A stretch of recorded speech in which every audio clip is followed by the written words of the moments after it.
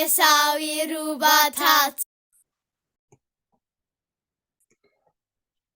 ክብሪ ንኣምላኽ ይኹን ኣብ ዝሓለፈ ግዜ እንታይ ርኢና ነርና ሓጢኣትን ንስሓን ኣብ ሓድሽ ኪዳን ሓጢኣት ዝብሎ እንታይ እዩ ዝብል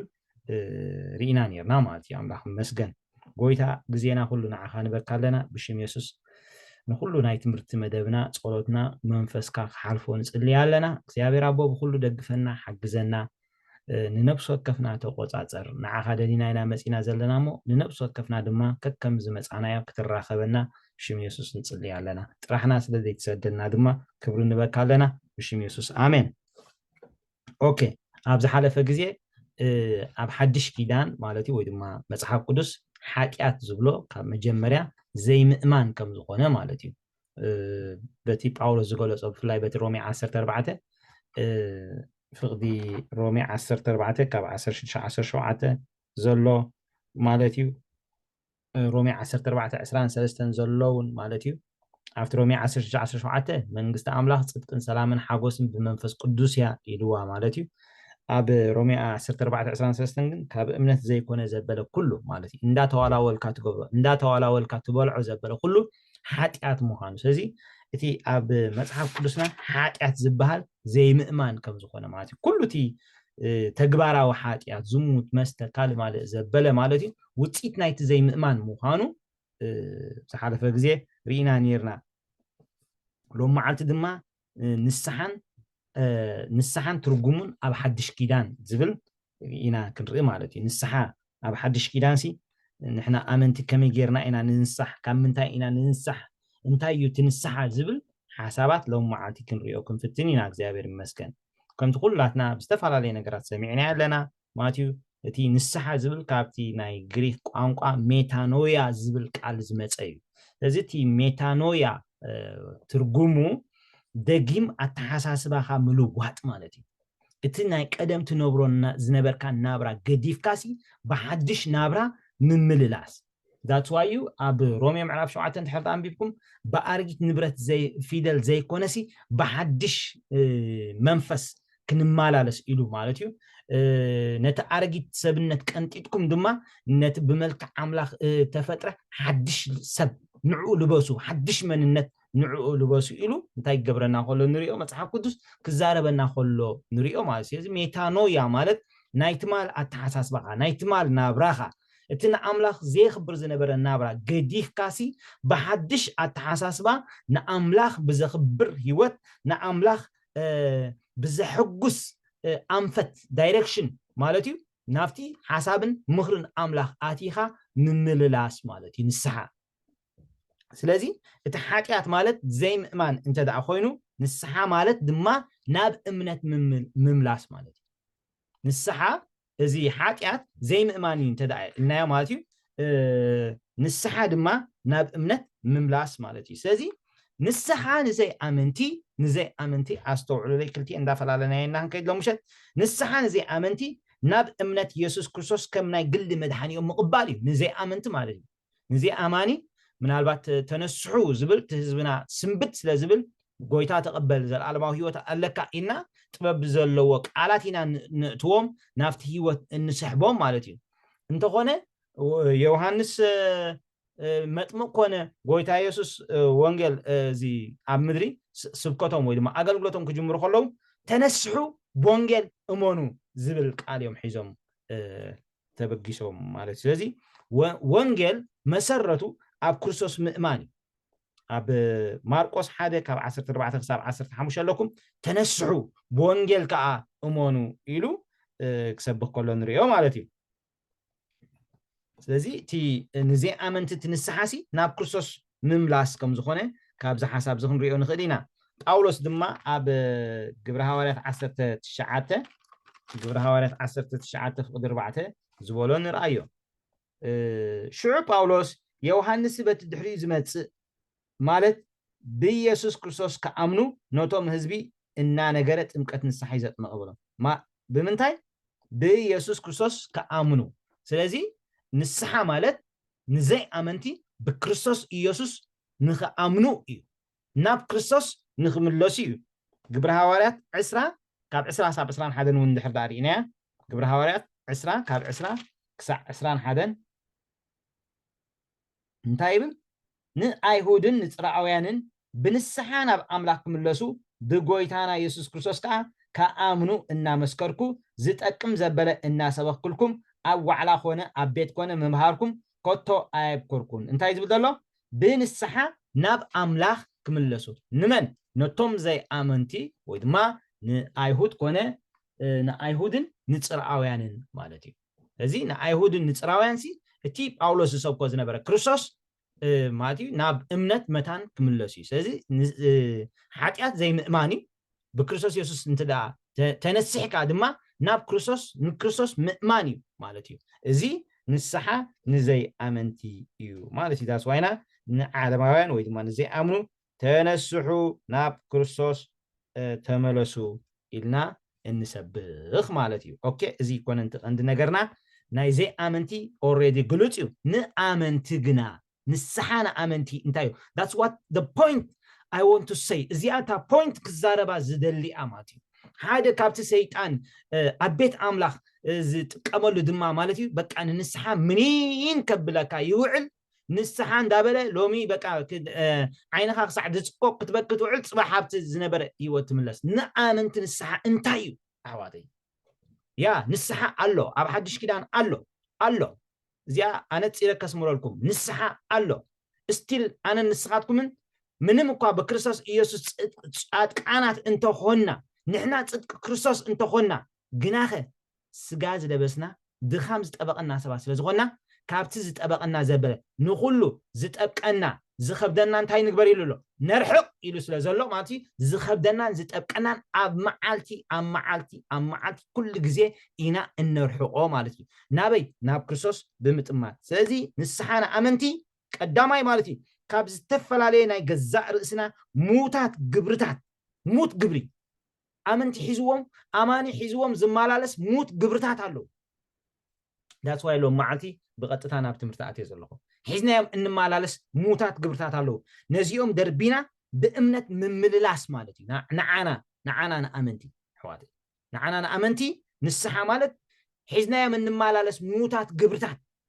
ሙት ግብሪ ሒዙ ኣማኒ ሒዙ ይመላለስ እዩ ኦኬ ስለዚ እዚ እንታይ ማለት እዩ ካብቲ ውክልቲ ገዛእ ርእስኻ ወፂኻ ኦኬ ካብቲ ውክልቲ ገዛእ ርእስኻ ወፂኻ ማለት እዩ እቲ ብግብሪ ዝብል ነገራት ሓዲካ ብእምነት ምንባር እዩ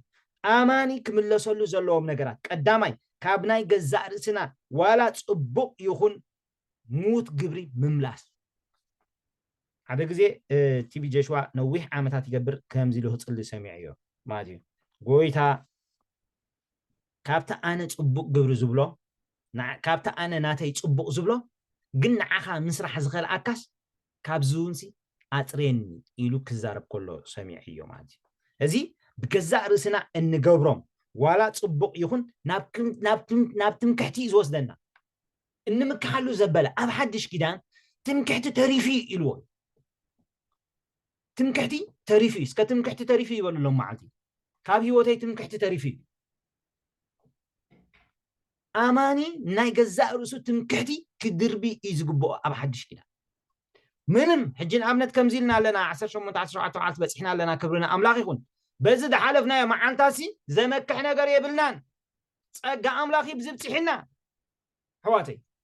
ዋው ክንድዚ ኮነ ገይረ ኢልካ ትምክሓሉ ነገር ኣይኮነን ስጋይ ገዚኤ ኣይኮነን ፀጋ ኣምላኽ ገዚእዎ ዝምካሕ ብእግዚአብሔር ይመካሕ ይብል ናይ እግዚአብሔር ቃል እቲ ጽሑፍ መታን ክፍጸም ኣይናይ እቲ ዝምካሕ ብእግዚአብሔር ይመካሕ ዝብል ጽሑፍ መታን ክፍጸም ስለዚ ካብናትና ጽቡቕ እንብሎ ነገራት ከማንኮ እሱን ኣምላኽ ንኸይሰርሕ ንከዓግቶ ይኽእል እዩ እግዚአብሔር ስለዚ ኢና ካብናተይ ጽቡቕ ዝብሎ ኣልዒልካ ናብቲ ሓሳብካን ምኽርኻን የእትወኒ ሕጊ ሙሴ እንታይ ዝብል ሕጊ ሙሴ ኣብዚ ሓለፈ ግዜ ብዛዕባ ሕግን ጸጋና ንርኢ ዘለና እምበኣርሲ ካብ ምላእቱ ጸጋ ኣብ ልዕሊ ጸጋ ተቐበልኩም ሕጊ ብሙሴ ተዋሂቡ እሞ ጸጋ ግና ብክርስቶስ ኢየሱስ ጸጋን ሓቅን ግና ብክርስቶስ ኢየሱስ መጸ ንሕና እምበኣር ንሕና ካብ ምላእቱ ጸጋ ኣብ ልዕሊ ጸጋ ተቐበልና ኢልና ኣሎ እሞ ሕጊ ሙሴ እንታይ ዝብል ሕጊ ሙሴ እንታይ ይብል ኣብ ገላትያ 3:21 ህያው ክገብር ዝከኣሎ ሕጊ ተዋሂቡ እንተ ዝኸውንሲ እቲ ጽድቂ ብሓቂ ካብ ሕጊ ምኾነ ነይሩ ሓቀኛ ህይወት ኣሕዋተይ ኣምላኽ እዩ ብኣምላኽ ጥራሕ ዘይኮነ ሓቀኛ ህይወት ኣምላኽ እዩ ኣነ ንስኻትኩም ድማ ናይ ኣምላኽ ህይወት ኢና ተቐቢልና ዘለና ኣሜን ሓቀኛ ህይወት እንታይ እዩ ኣምላኽ ባዕሉ ህይወት ኣምላኽ እዩ ናይ ዘለዓለም ህይወት ኣባኻላ ኢልዎ ኣሎ ሃሌሉያ ስለዚ ኣነ ንስኻትኩም ተቐቢልና ዘለና ኣምላኽ ህይወት ኮይኑ ኣባና ኣትዩ ዘሎ ምንም ናትና ዝውሰኾ የለ ዝጎድሎ የለ ብሩኻት ኣሕዋተይ ስለዚ ሕያው ሕጊ ህያው ክገብረና ኣይተዋህበን ሕጊ ከማን ከጽድቐና ኣይተዋህበን ንሰብ ቀቲልዎ እዩ ንእስራኤላውያን ቀቲልዎም እዩ ሕጊ ናብቲ ህይወት ኮይኑ ህይወት ዝህበና ክርስቶስ ንኸብጽሓና እዩ ተዋሂቡ ናመን ናብ ክርስቶስ ንኸብጽሓና ስለዚ ኣመንቲ ምስ ኮንና እውን ካብ ብእምነት ምምልላስ ኣግዲስና ናብ ብግብሪ ምምልላስ እንተደኣቲና ካብ ኣምላኽን ሓይሊ መንፈስ ቅዱስን ደገፍ ናይ ጸጋን ተፈሊና እንገብሮም ጻዕርታትን ሃለኽለኻትን ኩሎም ሙታት ግብርታት እዮም ኩሎም ካብ ጸጋ ኣምላኽ ወፂና እንገብሮ ዘበለ ብምሉ ሙት ግብሪ እዩ ዝብሎ መጽሓፍ ቅዱስ ንኣብነት ረኣይዎ ናይ ገዛእ ርእስና ጻዕርታት ሓዲግና ብእምነት ምምልላስ እንተደኣ ጀሚርና እዚ ንስሓ ይሕዋት ኣነ ሎሚ ብእምነት ክመላለስ ኣብ ገላትያ 2:19 ክሳብ 20 እንታይ ኢሉ ጳውሎስ ክርስቶስ እዩ ኣባይ ዝነብር ዘሎ ኖት ሚ ሪኢኹም ኣባይ ናባኻትኩም ዝነብር ዘሎ ክርስቶስ እዩ ስለዚ ካብ ክርስቶስ ወፃኢ ህይወት የለን ኣብ ፊልጵ 1:20 ክሳብ 21 ንዓይ ህይወተይ ክርስቶስ እዩ ስለዚ ሕጂውን ካብ ህይወት ክርስቶስ ወፃኢ ክንነብር ኣይንኽእልን ኢና ኣብ ካልኣይ ቆሮንጦስ 11:10 ናይ ክርስቶስ ሓቂ ኣባይ ኣሎ ካብዚ ሓቂ ዝወፃኢ እንነብር እንተደኣ ኮይና ናብዚ ሓቂ እዚ ክንምለስ ኣለና ኣብ መሃልየ 7:10 መሃልየ 7:10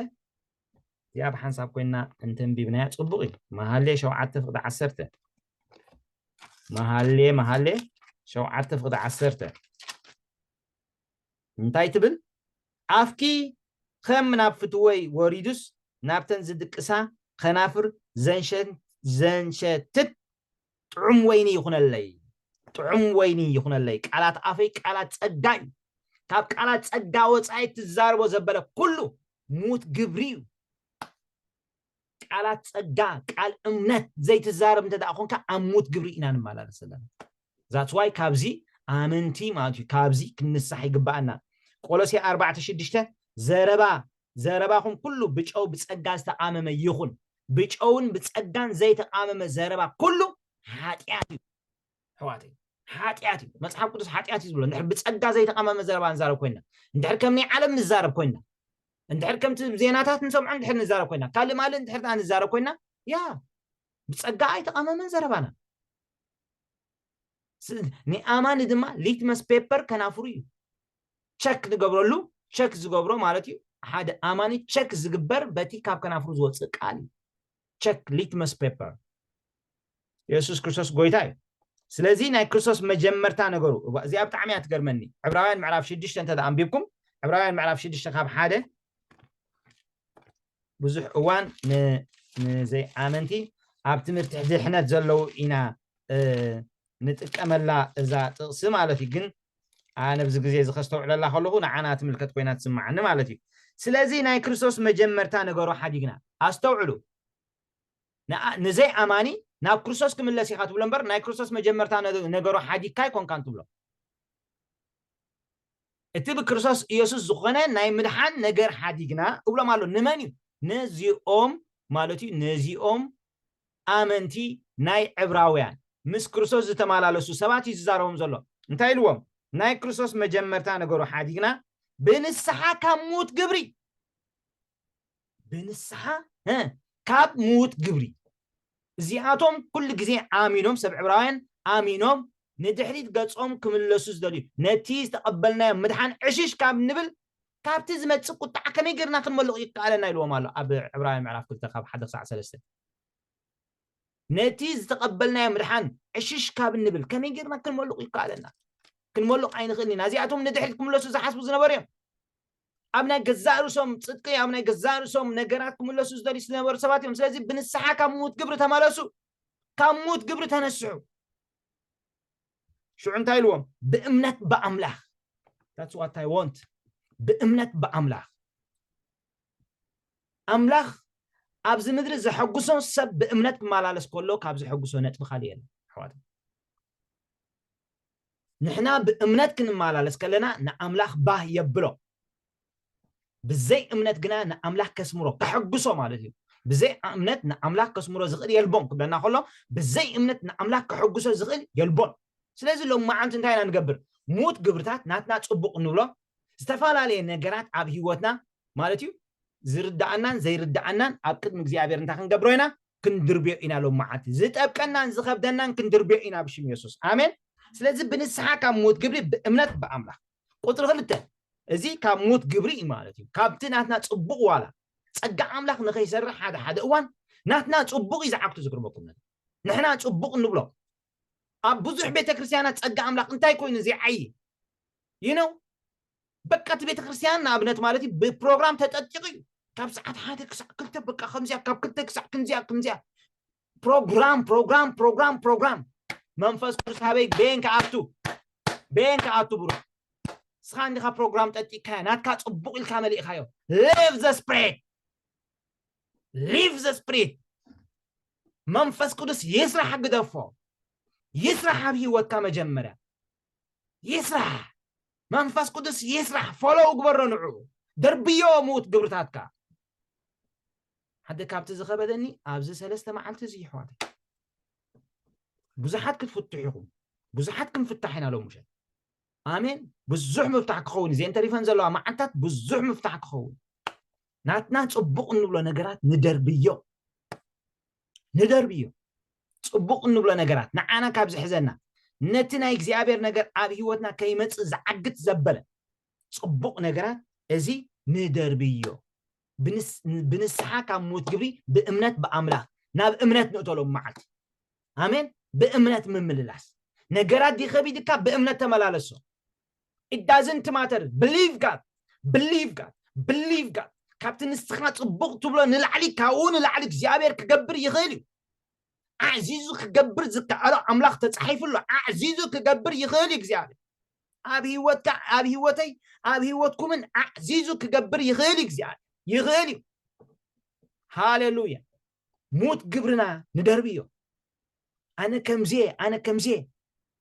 أنا كاب كمزة حالتي هاي قد صرني حالت كاب بادو يلو ما عتنا نقولكم على بادو ناتي حالت زيرو أنا نخزيابير تاي كم تصلي عفتنا تاي عليت ناتكا سراور تصقايتو ناتكا سراور يتو عليت يزبلو أو سراور ناتكا يتو تمكحتنا كل كدربنا يتا عليت تمكحتات كدربن تمرتتات كان دحرت أخوين تصقايتو وقويتا I can't only your grace ناتكا تصقات حين زخ قبر زخ الكسيابي تمكحت زبالي الدربن حواتي أب حدش كده أنت مكحتي يلا أولوس مورندي حواتي فيليبي معرف سلسلة دحرت أخذكم كلهم ضحفوا قطر الله خيلو نعايز كم ربح زنا برا ريهم نبأولوس أكو ماتيو فريساوهم كم من الناس بحقق من الناس زبالة ربحين زبالة كبرتين يرو نعايجن زخلو ربح زنا برا سلا كريستوس له كم وزعة وقحف الله خيلو بكا وصعي نعي ناتي صبق وصعي ناتكم صبق نعهم وصعي حواتي أملاخ نخي سرح وصعي أنا سيلو باولوس أب دحري زلو اندار الساعة كون أب قدما يزلو أسبع عود انتاي قبرالو إما تعطرالو هذا نقر دعالو لو مسك هذا نقر عالو سكبلو لو معنت هاليلويا هذا نقر دعالو أب دحري كوينو انتاي زقبرني زدفعني نقدميت انتاي له هذا نقر دعالو إلو مالتي واو أنا برأسي كم زرخبكو أي مسلنن علو فيليبي 3:13 هذا نجر دعاء علوني زتعم كو نجر دعاء علوني زتقبل كو نجر دعاء علوني حاجة نجر دعاء اللون ناي رأسها نجر كدرب خلها عقد ميها تجترو التريو كبرلا التريو كبرلا التريو كبرلا فوسها عم مسك الله برختك عب كرسوس هلا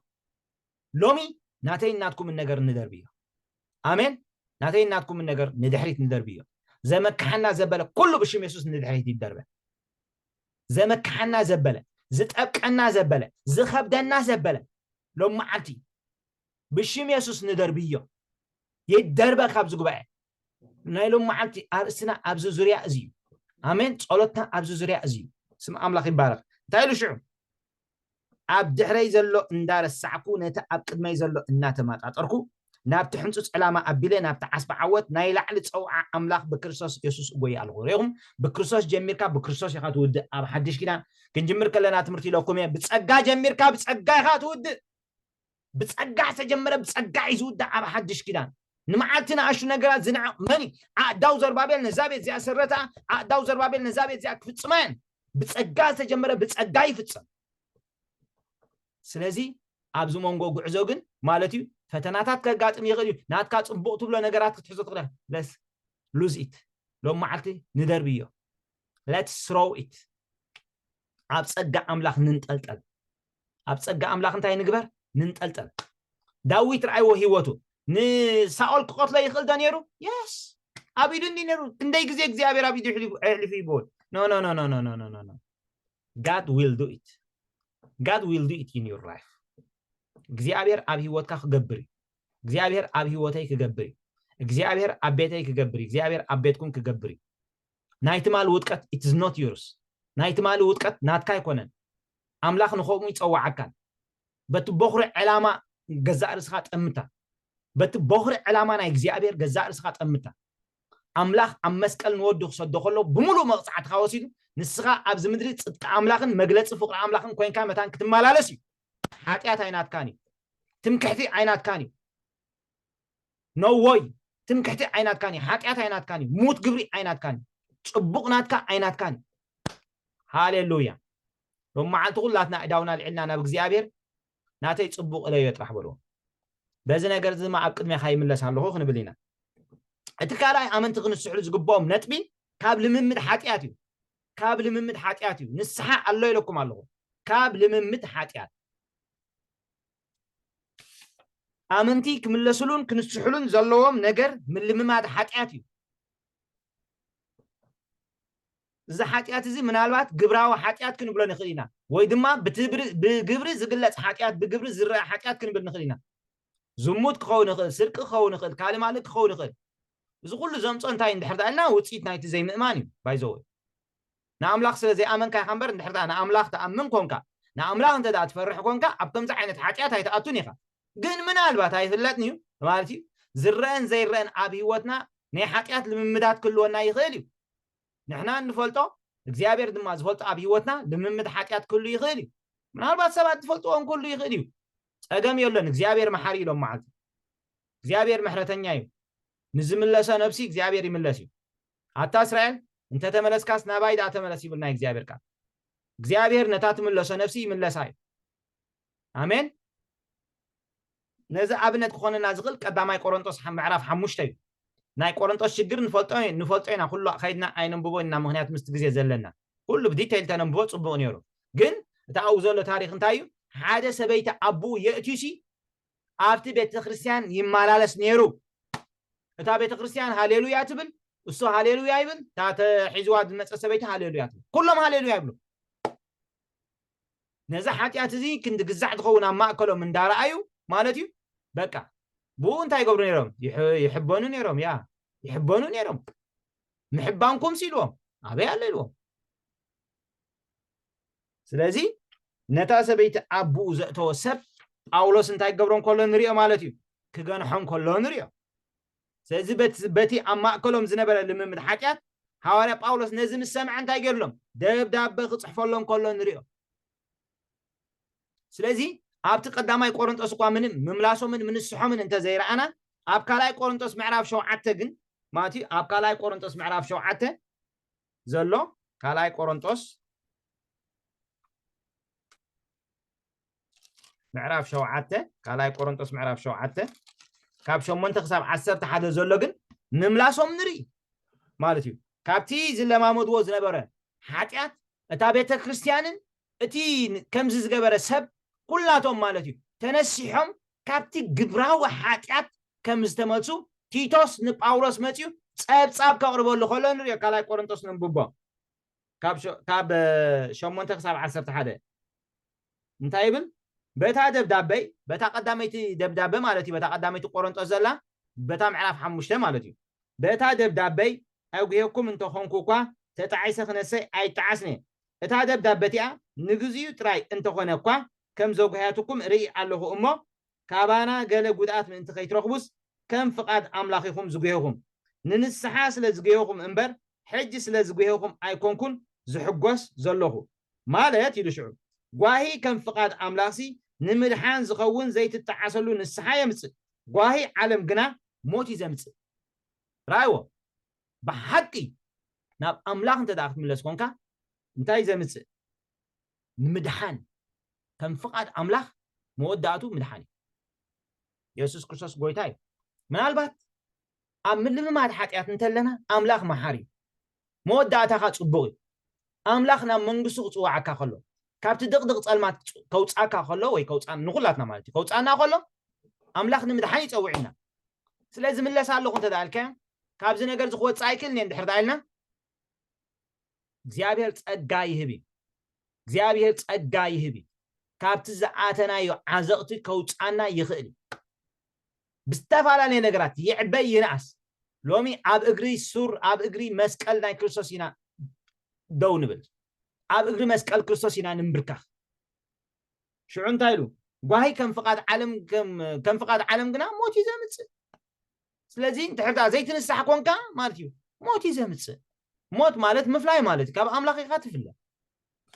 ኢየሱስ ክርስቶስ ጎይታ እዩ እነሆ እዚ ከም ፍቃድ ኣምላኽ ዝጉየኹሞ ክንደይ ጸዓት ዘየምጻልኩም ክንደይ ምምጽራይ ክንደይ ምንጽርጻር ክንደይ ፍርሃት ክንደይ ናፍቆት ክንደይ ቅንዓት ክንደይ መግናሕቲ ዘየምጻልኩም በዚ ነገር እዚ ብኩሉ ንጹሓት ምዃንኩም ርእስኹም ኣርኢኹም ርኢኹም ጳውሎስ ነቲ ሓጢያት ምሰራዮ ኣውቶማቲካሊ ዞም ህዝቢ እዚኦም እንታይ ገይሮም ተነሲሖም ኣብ ህይወቶም ፍረ መጽዩ ክትንሳሕ ከለኻ ኣብ ህይወትካ ፍረ ይመጽእ ኣብ ህይወትካ ጸዓት ይመጽእ ኣብ ህይወትካ ጥዕና ይመጽእ ኢየሱስ ክርስቶስ ጎይታ እዩ ስለዚ ሓደ ኣማኒ ኣብ ዝተሓናፈፀ ኣብ ዝተሓዋወሰ ኣተሓሳስባ ርዲት ናይ ትምህርቲ ሒዙ እንተዳ ዝምለስ ኮይኑ ናብ ሓጢያት ዝወድቕ ሓንሳእ ብጽድቅ ሓንሳእ ጻድቕ እትብል ሓንሳእ ሓጥእ ትኸውን ሓንሳእ ብሕጊ ሓንሳእ ብጸጋ ሓንሳእ ብግብሪ ሓንሳእ ብእምነት እንተዳ ትመላለስ ኮንካ ኣብ ሓጢያት ኢኻ ትወድቕ ኣብ ሓጢያት ኢኻ ትመላለስ ኣብ ግብራዊ ሓጢያት ኢኻ ትመላለስ ዝገርመኩም ነገር ሰሙን በቃ ሓዊ ትሽትት ኣብ ካልኣይ ሰሙን እንተዳ ትቕህም ኮንካ ኖ ኣብ ትሕቲ ጸጋ ኣምላኽ ኢና ዘለና ንሕና ሓንሳእ ጻድቕ ዘይኮነስ once forever ንኹሉ ግዜ ጸዲቅካ ብገዛእ ርእስኻ ብፍቃድካን ክርስቶስ ክሳዕ ዘይገደፍካዮ ሓወይ ካብዚ ልምምድ ሓጢያትን ካብ ሙት ግብርታትን እንዳተነሳሕካ ምስ ክርስቶስ ካብቲ ጉንዲ ካብኡ ህይወት እንዳመጸኻ ህይወት እንዳወሰድካ ህይወት እንዳተቀበልካ ተመላለስ ንመላለስ ኩላትና እግዚአብሔር ተመስገነ ይሁን ስለዚ ባቢሎናዊ ሲስተም ናይ ሓጢያት ኩሉ ግዜ ማለት ሲስተም ናይ ሃይማኖት ባቢሎናዊ ሲስተም ሕውስ ዝበለ ትምህርታት ማለት ሕውስ ዝበለ ኣካይዳ እንተዳ ንመላለስ ኮይና ኩሉ ግዜ ኣብ ድኻም ኢና ንመላለስ ዋይ ኣብ ድኻም ዋይ ኣማኒ ክርስቶስ ኣባኻ ብርቱዕ እዩ ክርስቶስ ኣባኻ ሓያል እዩ ክርስቶስ ኣባኻ ተስፋ ክብሪ እዩ እስኻ እኮ ብተስፋ ክብሪ ክትመላለስ ዝተጸዋዕካ ህዝቢ ኢኻ ብተስፋ ክብሪ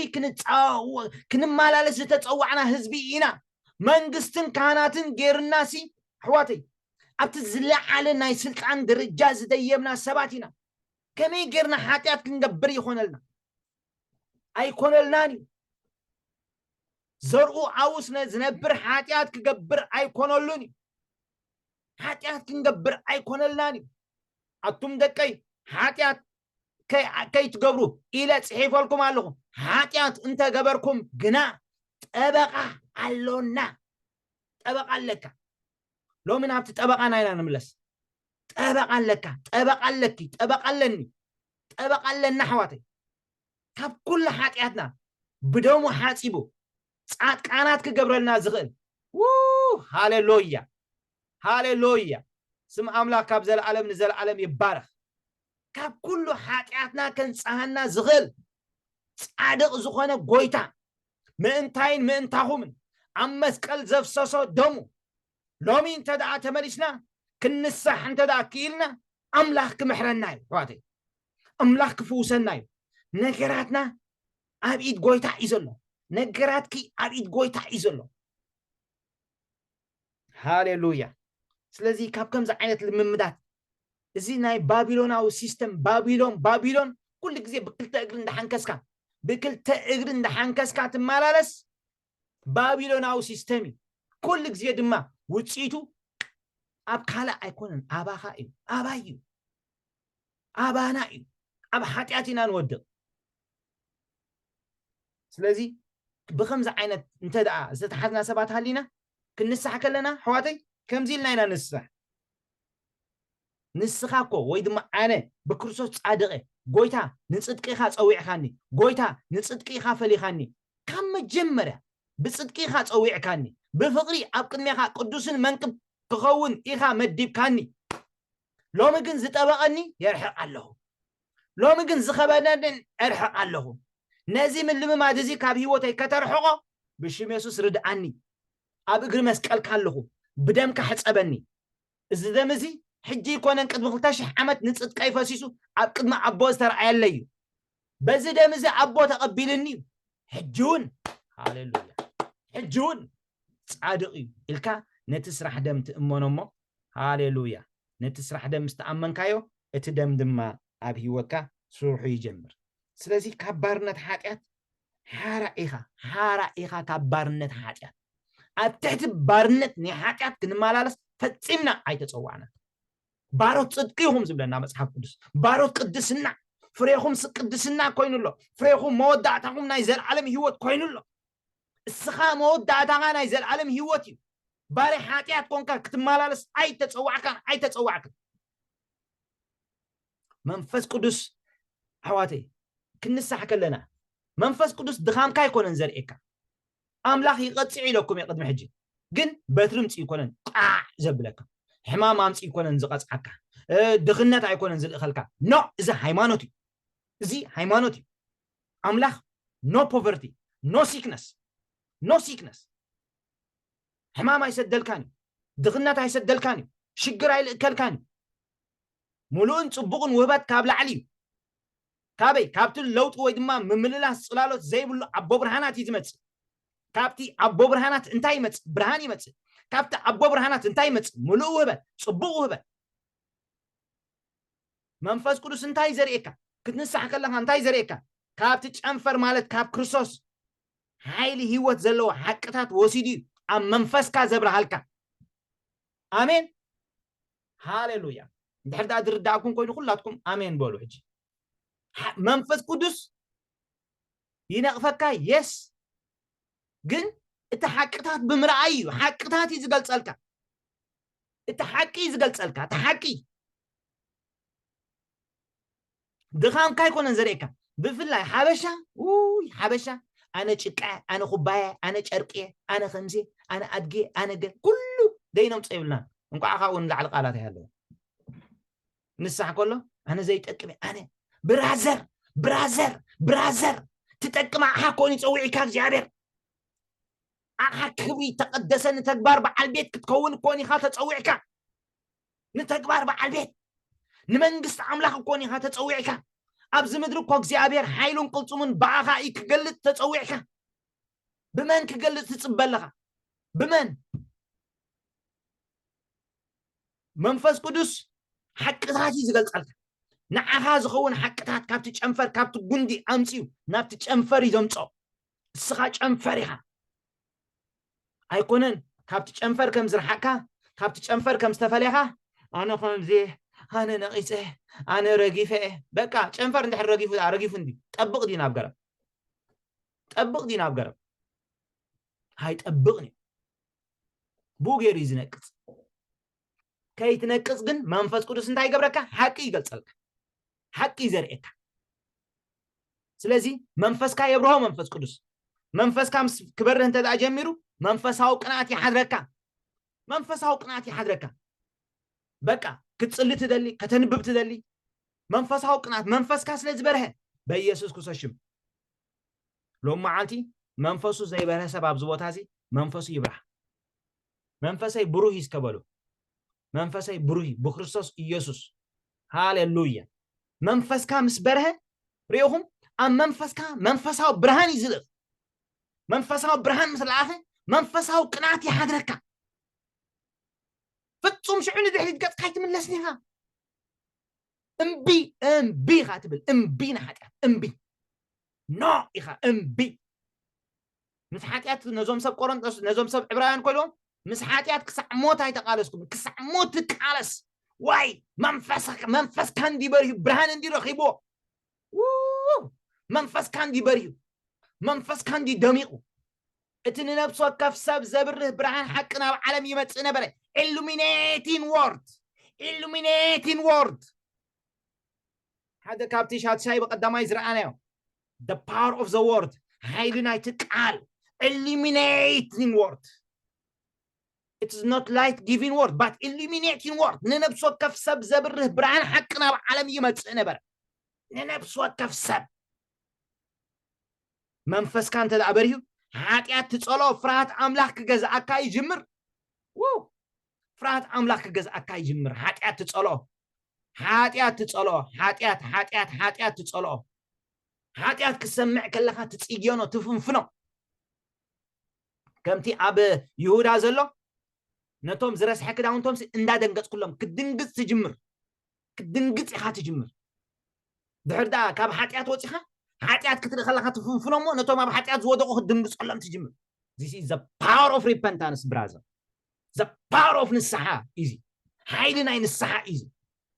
ናይ ዝተነስሐ ሰብ ምልክት እዚ ናይ ዝወፀ ሰብ ምልክት እዚ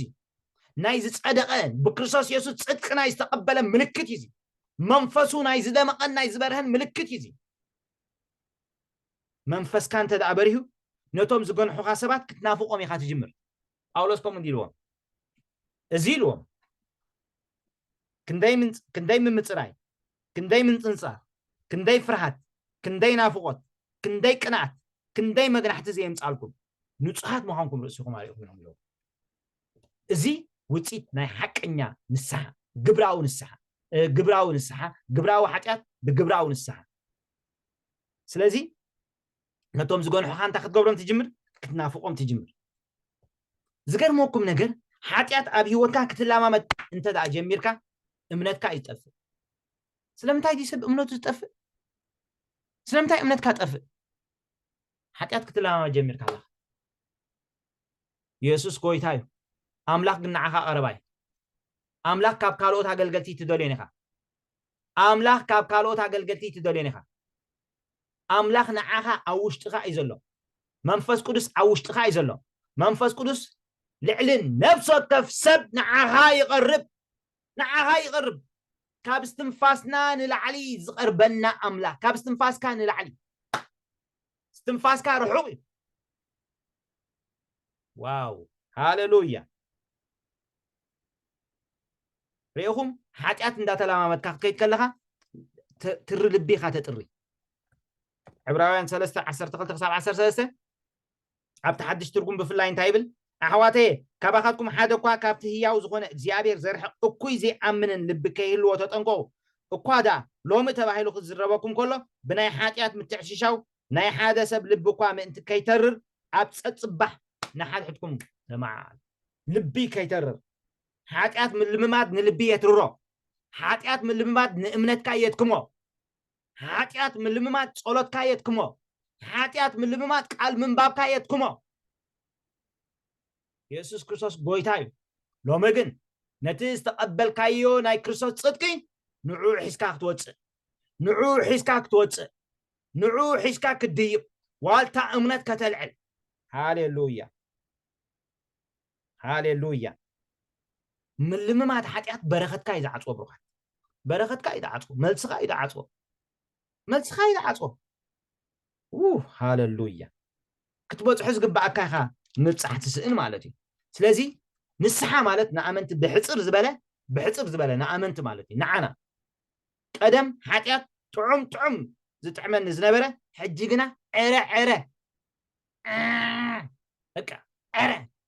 ዕረ ይጥዕመካ ሓጢኣት ክትሰምዕ ከለኻ ሓጢኣት ክትርኢ ከለኻ ማለት እዩ ንስሓ ንኣመንቲ ቀደም ዓለም ንዓይ ሰሓቢት እያ ነይራ ሕጂ ግን ክፍኣታ ጎሊሑ ይረኣየካ ኣብዚ ድየ ነይረ እዚ ድየ ዝገብር ነይረ ከምዚ ድየ ዝመላለስ ነይረ ክትብል ትጅምር ካልእ ንስሓ ንኣመንቲ ቀደም ብግብረይ ክነብርን ክምካሕን ይደሊ ነይረ ሕጂ ግን ብግብሪ ክርስቶስ ክምካሕ ጀሚረ ብግብሪ ክርስቶስ ክትምካሕ ትጅምር ሃሌሉያ ቀደም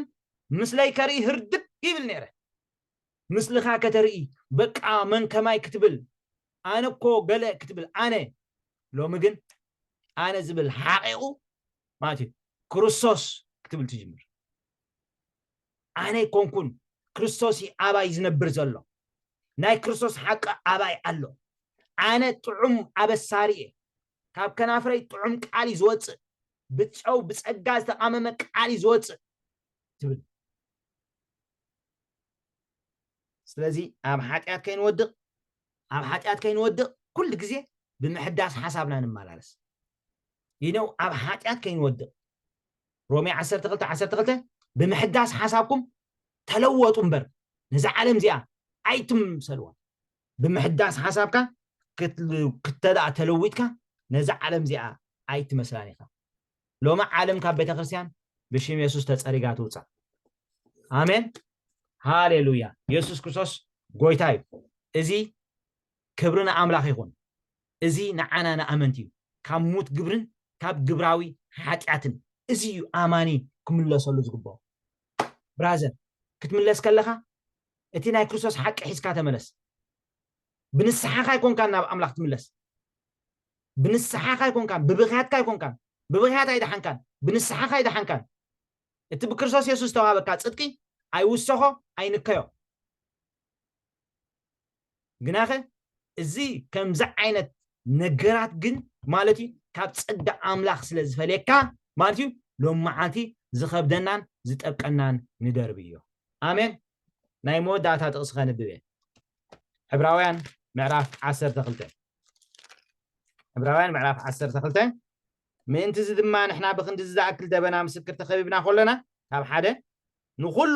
ዝኸብደናን ነቲ ዝጠብቀናን ሓጢኣት ነርሕቕ በቲ ኣብ ቅድሜና ተሓንፂፅልና ዘሎ መቀዳደሚ ከዓ ብትዕግስቲ ንጉየ ንኩሉ እንታይ ንግበር ዝኸብደናን ዝጠብቀናን ሓጢኣት ነርሕቕ ኩላትና ንጸሊ ሃሌሉያ ኣቦ ብሽም የሱስ ንጽልይ ኣለና ምስ ኣሕዋተይ ተሰማሚዐ ይጽልይ ኣለኹ በኢየሱስ ክርስቶስ ሽም እግዚአብሔር ኣቦ ሎሚ ዝኸብደና ዘበለ ሓጢኣት ሎሚ ብሽም የሱስ ንንስሓ ኣለና ኣብ ቅድሚኻ ዝጠበቐና ዘበለ እግዚአብሔር ኣቦ ብሙት ግብርታት ዝተመላለስናዮ ብናይ ገዛ ርእስና ትምክሕቲ ዝተመላለስናዮ ካብዛ ምሸት እዚኣ ጎይታ ካብ ህይወትና ክርሕቕ ብሽም የሱስ ንጽልይ ኣለና ብሽም የሱስ ኣብ ቅድሚኻ ንቐርብ ኣለና እንሆ ከም ቃልካ ደም የሱስ ክርስቶስ ወዱ ካብ ኩሉ ሓጢኣት ከንጽሓና እሙንን ጻድቕን ተጻሒፉ እዩ ካብ ሙት ግብሪ ከንጽሓና ደም ወድኻ ኢየሱስ ክርስቶስ እሙን እዩ ክንደይ ግዳን ሕልናኹም ካብ ሙት ግብሪ ደም ክርስቶስ ዘየንጽሖ ጽሑፍ እዩ ደም ክርስቶስ ንሕልናና ካብ ሙት ግብሪ የንጽህ እዩ ሎሚ ድማ ንእመን ኣለና ጎይታ በዚ ዘጓሃኔካ ድማ ምሕረት ግበረልና ኣብዚ ጉባኤ እዚ ምሕረት ግበረልና ኣብ ማእከልና ምሕረት ግበረልና እግዚአብሔር ብሽም የሱስ ንኩሉ ዝጠብቀና ዝኸበደና እግዚአብሔር ኣምላኽ ምልምማት ሓጢኣት ካብ ህይወትና ኣርሕቆ በኢየሱስ ክርስቶስ ሽም ኣቦ ከምቲ ዝግብኣና ዘይምምልላስና ፍረ ጽድቅን ፍረ ቅድስናን ኮይና ኣብዚ ምድሪ ንዓኻ ብዘይ ምግላጽና ካብዛ ምሸት እዚኣ ምሕረት ክትገብረልና ኣቦ ንልምን ኣለና እግዚአብሔር ኣምላኽና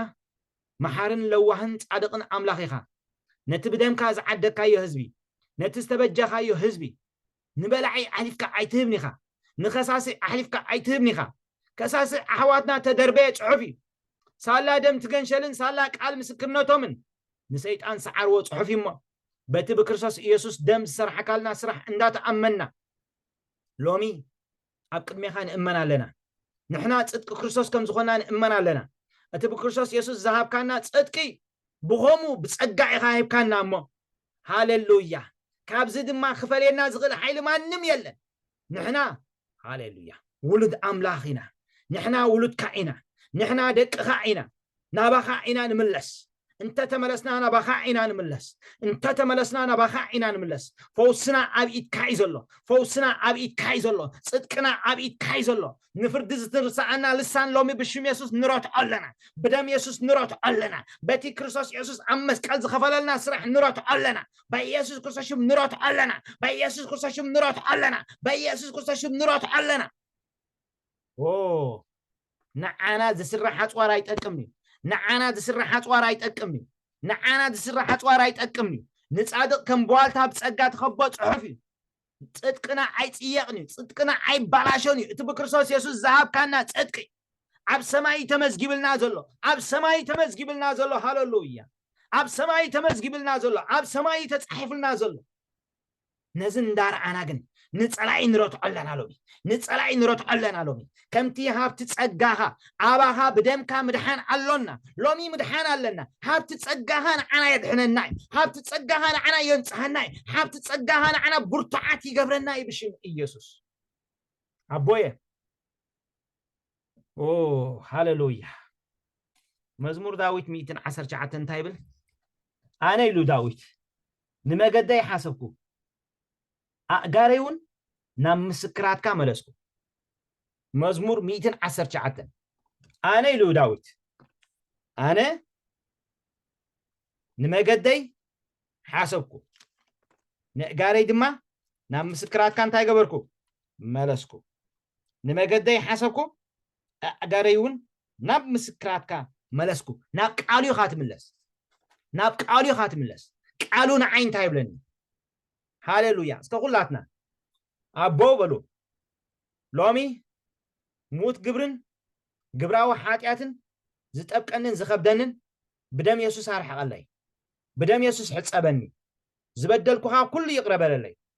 أباها كل جزء إقريتها الله نحاتياتي كم تم مبرق كم معرب زرحق بكريستوس يسوس بدمو عرحق الله حنسى أن حوارون أصدي كانيها أبقد ميخا شمي أب مصحفي وتتصحفي لومي بلو من قدي مس حسبكو من قدي مس مرمركو أقاري نام مسكرات كامل يسلهو أقاري ناب قال كامل يسلهو أنا قال كم زبلني بكريستوس يسوس أصدي كانيها بكريستوس يسوس هي أو غير كانيها هاليلويا أنا كريستوس بكهنة أما أكلنا أزري يزلهو بحيل أما أكلنا أزري يزلهو بحيل كهنة أما أكلنا أزري يزلهو بحيل تصقو أما أكلنا أزري يزلهو حواتي أبيه تمسكن يمسكنك كله لو متبعت لنا جاكا روبا كاشي تيبا لو متبعت لنا نابتي قدسان كن أتو لو متبعت لنا بدي لازبل حلنا كله كاب هيوتنا بدمك حسيبنا دم كريستوس هاليلويا نحلناهم كاب موت قبرك نداي زين صو خمسة صحفة حلنانا دم يسوس تراح يكون صو زغل لو متبعت لنا أبيت أملاخ عابي لك كهان اللخنا عب كندانا تقوم ماني تزخنن اتزا صدق ماني اتزخنن ماني كريستوس يسوس كموتا زتنسع هاليلويا اتنودوكا اب كندانا احلفو زهابه كندي قدا اب زيحون عنا هيوت زيبنا اب كندانا نودخا احلفكا زهابكا اغزيابير اب قال كان ملسالنا لومي قال كان عنا حقي قال كان عنا زلعلماوي سالات زنبركم قال درون صحاتكم صحفيمو لومي اغزيابير ابو كاب قال كاستر على من صح سلازخون لنا تمسكن دقيم نصحاتنا دقيم صورياتنا دقيم زخل كلنا يلن قصل صلاعي يفرسلهم قصل صلاعي كاب امر حواته يفرسلهم بشيم يسوس قصل صلاعي كاب امر حواته يفرسلهم كخسس زمت حيل يفرسلهم كخسس زمت حيل بشيم يسوس يفرسلهم ابسها حقلك حاتياتك دما صريلك صحفي لومي اغزيابير ابو كاب زغبا زلاخو جغانو علو كاب زغبا عزي زلاخو ني املاخ سبات علو كاب زغبا عزي زوصو جغانو علو كاب زغبا عزي تقبيهم زلاخو سبات علو نمن كليخ من كخدل يزبلك انا علو اسك دلوات كنو انا علو بلو أنا الله I'm ready hallelujah I'm ready to go I'm ready to go كملس يا hallelujah برهان أحزاب كون I'm ready to go I'm ready to go hallelujah in the name of Jesus receive the anointing of God receive the anointing of God receive the anointing of God receive the anointing of God receive the anointing of God I'm ready to go hallelujah I'm ready to go hallelujah ጎይታዬ በኢየሱስ ክርስቶስም ተመስገን ጻድቅ ህዝቢ ሕሩይ ወለዶ ናይ መንግስት ክህነት ዝገበርካዮ ህዝቢ ኣብዚ ዘሎሞ የመስግነካለሁ ጻድቅ ህዝቢ ናይ መንግስት ክህነት ሕሩይ ወለዶ ስለዘሎ ብዝጉባኤ እዚ የመስግነካለሁ ክብሪ ይበካለሁ መንፈስ ቅዱስ ክብሪ ይበካለሁ ጎይታ አቱም ደቀይ ስለስሙ ኃጢአትኩም ተሐዲግልኩም አቱም ደቀይ ስለስሙ ኃጢአትኩም ተሐዲግልኩም አቱም አቦታት ቃል አምላክ አባኻትኩም አሎ አቱም አግባስ ቃል እግዚአብሔር አባኻትኩም ስለዘሎ ንሰይጣን ከአሲዕርኩም አይኩም ሎምን ጸላይ ተሰዒሪ ካብቲ አውሽጠይ ዘሎ ቃል ተላዕለን ጸላይ ሲዕረየ ይበሉ ካብቲ ኣብ ዓለም ዘሎ ምሳይ ዘሎ ይብርትዕ አነ ደጊም ትሕቲ ጸጋም ብርትሕቲ ሕጋ አይኮንኩን አነ ደጊም ትሕቲ ጸጋም ብርትሕቲ ሕጋ አይኮንኩን ብጸጋ ብኾምኤ ድሒነ ሃሌሉያ አቱም አግባስ ቃል እግዚአብሔር አባኻትኩም ስለዘሎ ዋው praise the lord ሃሌሉያ ዋው ደቀየ ኃጢአትኩም ስለስሙ ተሐዲግልኩም ይሞ እጽሕፈልኩም ኣለኹ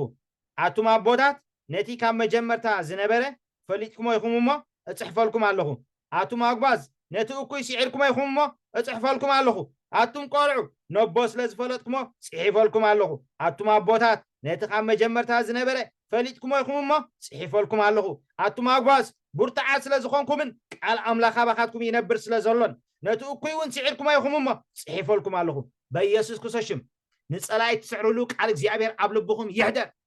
በእምነት ክርስቶስ ኣብ ልብኹም ይሕደር በእምነት ክርስቶስ ኣብ ልብኹም ይሕደር በእምነት ክርስቶስ ኣብ ልብኹም ይሕደር በኢየሱስ ክርስቶስም በእምነት ክርስቶስ ኣብ ልብኹም ይሕደር ቃሉ ንጸላይ ትስዕሩሉ ኣብ ልብኹም ይሕደር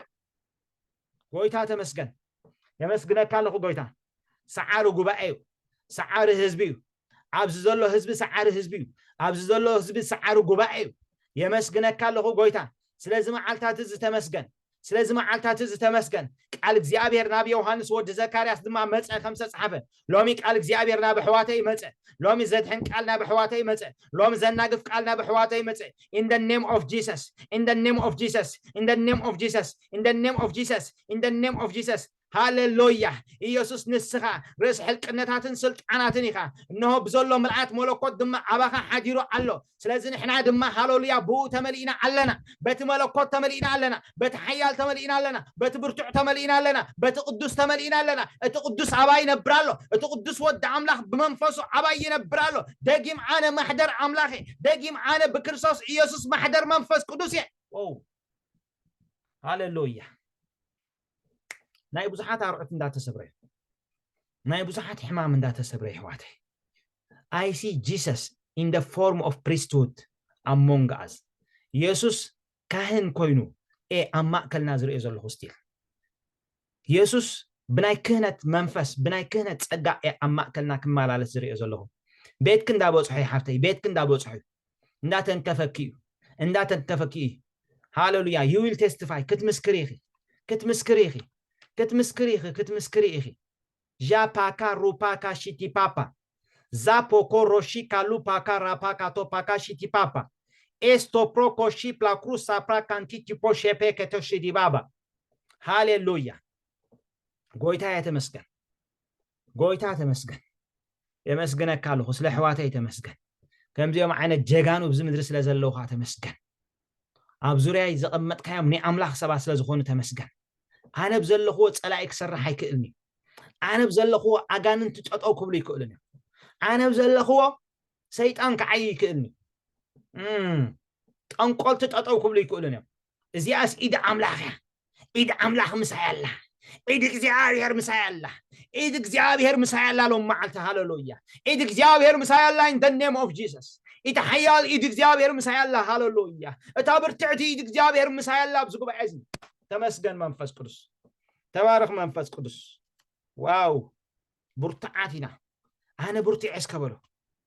أنا برتع أم حدش كده نقرأكم ولا نتدخم برتع زبلا كم داوي تدخم كم داوي جينا خوني زبلا كم داوي تنتاي خوني جينا إسكبل برتع إسكبل هاليلويا praise the Lord هاليلويا تمسجن منفس قدس